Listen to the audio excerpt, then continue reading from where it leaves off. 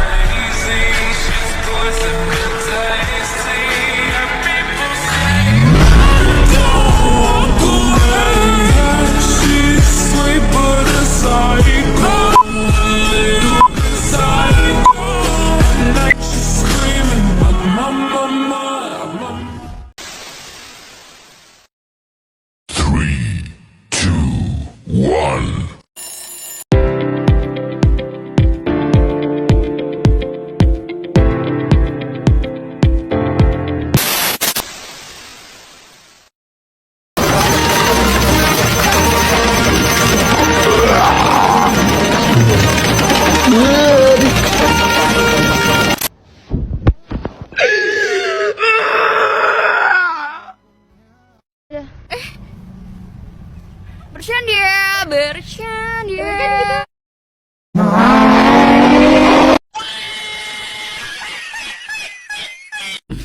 Kita tak tahu siapa.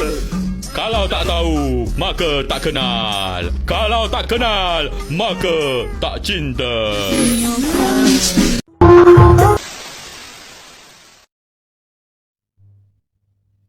Assalamualaikum warahmatullahi wabarakatuh. Hai semuanya, perkenalkan nama saya Noverista Marindia dari kelas Farmasi A dengan NIM 251148201116. Saya di sini ingin memenuhi tugas mata kuliah kearsian ujian akhir semester dengan dosen pembimbing Bapak Rektor Afridian Wiryahadi Ahmad, SE, MSc, AKCA. Baik, materi saya pada kali ini adalah mengenai pemikiran Muhammad Natsir terhadap bangsa dan umat serta relevansinya dengan kondisi bangsa Indonesia pada saat ini. Muhammad Natsir merupakan salah satu tokoh besar dalam sejarah intelektual dan politik Indonesia yang pemikirannya tidak hanya berpengaruh terhadap pada masa awal kemerdekaan, tetapi juga tetap relevan hingga saat ini. Ia dikenal sebagai ulama negarawan, intelektual muslim, serta pejuang bangsa yang menjadikan Islam sebagai dasar nilai dalam membangun negara dan juga masyarakat. Bagi Natsir, Islam bukan sekedar agama dalam pengertian ritual semata, melainkan sistem nilai yang menyeluruh dan mampu memberikan solusi bagi persoalan bangsa dan juga umatnya. Pemikirannya lahir dari keprihatinan terhadap kondisi umat Islam Indonesia yang terjajah secara politik, terbelakang secara pendidikan, dan terpecah secara sosial. Dalam pandangan Muhammad Natsir, bangsa Indonesia tidak dapat dipisahkan dari identitas keislamannya, karena mayoritas pendidikan Indonesia adalah Muslim. Karena mayoritas penduduk Indonesia adalah Muslim dan nilai-nilai Islam telah lama hidup dalam budaya masyarakat. Oleh karena itu, Pembangunan bangsa harus bertumpu pada moral dan juga akhlak yang bersumber dari ajaran Islam.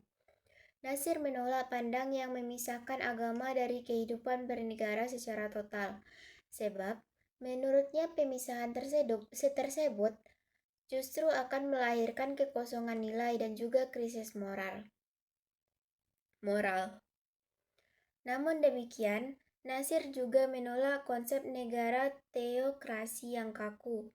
Ia lebih menekankan pada negara yang berlandaskan nilai-nilai Islam, seperti keadilan, musyawarah, persaudaraan, dan juga tanggung jawab sosial. Salah satu pemikiran penting Muhammad Nasir terhadap bangsa adalah konsep integrasi nasional. Hal ini tampak jelas dalam perannya sebagai penggagas Mosi Integral Nasir pada tahun 1950. Melalui mosi tersebut, Nasir berhasil menyatukan kembali negara Republik Indonesia Serikat atau RIS menjadi Negara Kesatuan Republik Indonesia atau NKRI. Peristiwa ini menunjukkan bahwa bagi Nasir, persatuan bangsa merupakan prinsip utama yang harus dijaga di atas kepentingan golongan atau ideologi sempit. Ia memandang bahwa perpecahan hanya akan melemahkan bangsa dan membuka peluang bagi penjajahan baru dalam bentuk yang berbeda. Pemikiran Nasir ini juga tentang persatuan bangsa dilandasi oleh ajaran Islam yang menekankan ukhuwah atau persaudaraan. Menurutnya, ukhuwah tidak hanya terbatas pada sesama muslim, tetapi juga mencakup persaudaraan kebangsaan. Islam mengajarkan hidup berdampingan secara damai, menghormati perbedaan, dan juga menjunjung tinggi keadilan sosial. Oleh sebab itu, Nasir menolak sikap ekstremisme, fanatisme sempit, dan kekerasan atas nama agama, karena hal tersebut bertentangan dengan tujuan utama Islam sebagai rahmat bagi seluruh alam.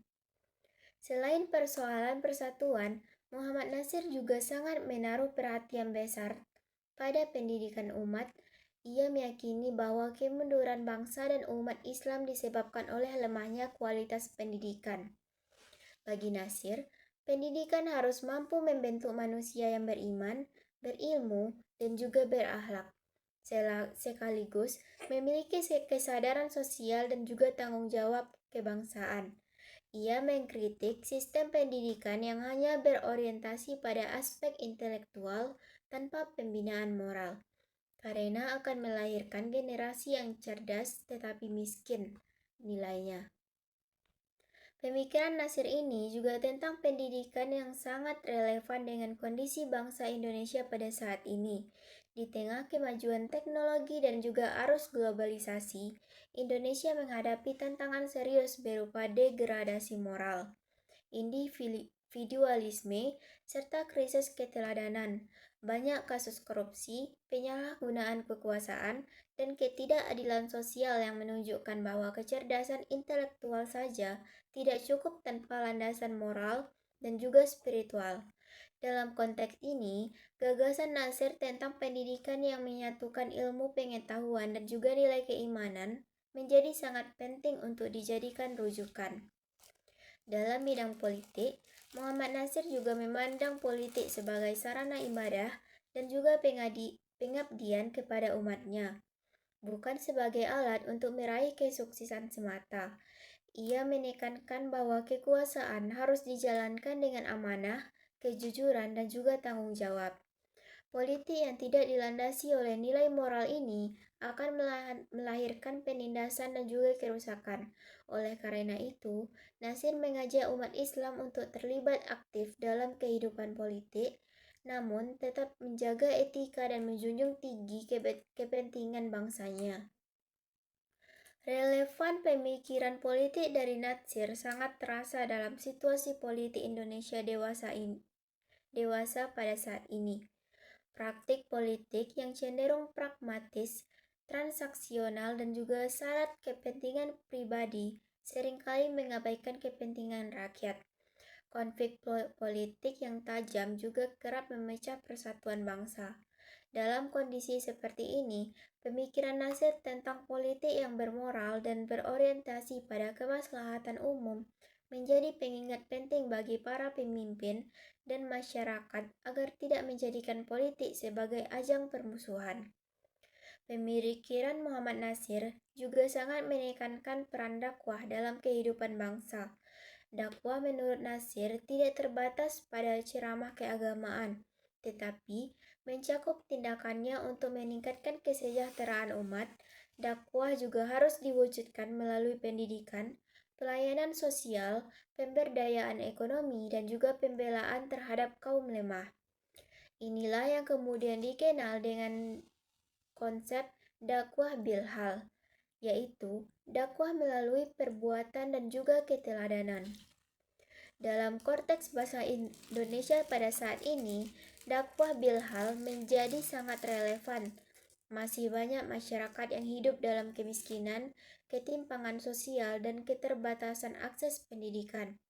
Jika nilai-nilai Islam hanya disampaikan secara verbal tanpa diwujudkan dalam tindakan nyata, maka agama akan kehilangan daya transformasinya.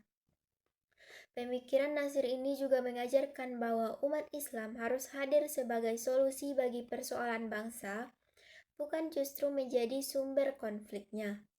Lebih jauh, Muhammad Nasir juga memiliki pandangan yang moderat dan juga inklusif dalam menyikapi keberagaman Indonesia. Ia menyadari bahwa Indonesia adalah bangsa yang menjemuk, baik dari segi agama, suku, maupun budayanya. Oleh karena itu, ia menekankan pentingnya toleransi dan juga dialog dalam kehidupan berbangsa. Toleransi menurut Nasir juga berarti mengorbankan prinsip keimanan, melainkan sikap saling menghormati dan bekerja sama dalam hal-hal yang bersifat kemanusiaan dan juga kebangsaan. Relevansi pemikiran ini sangat nyata di tengah masyarakat maraknya isu intoleransi dan juga polarisasi sosial di Indonesia. Media sosial seringkali menjadi ruang penyebaran ujaran kebencian dan juga provokasi yang memecah belah masyarakat. Dalam situasi ini, pemikiran Nasir dapat menjadi landasan untuk membangun kembali semangat persaudaraan, baik sebagai sesama umat beragama maupun sebagai sesama warga bangsanya. Secara keseluruhan, pemikiran Muhammad Nasir juga terhadap bangsa dan juga umatnya menunjukkan keseimbangan antara keimanan, intelektualitas, dan juga nasionalisme. Ia membuktikan bahwa menjadi muslim yang taat tidak bertentangan dengan cinta tanah yang air. Justru nilai-nilai Islam dapat menjadi kekuatan moral dalam membangun bangsa yang adil, beradab, dan sejahtera. Pemikirannya tidak bersifat kaku, tetapi kontekstual dan relevan dengan dinamika zamannya.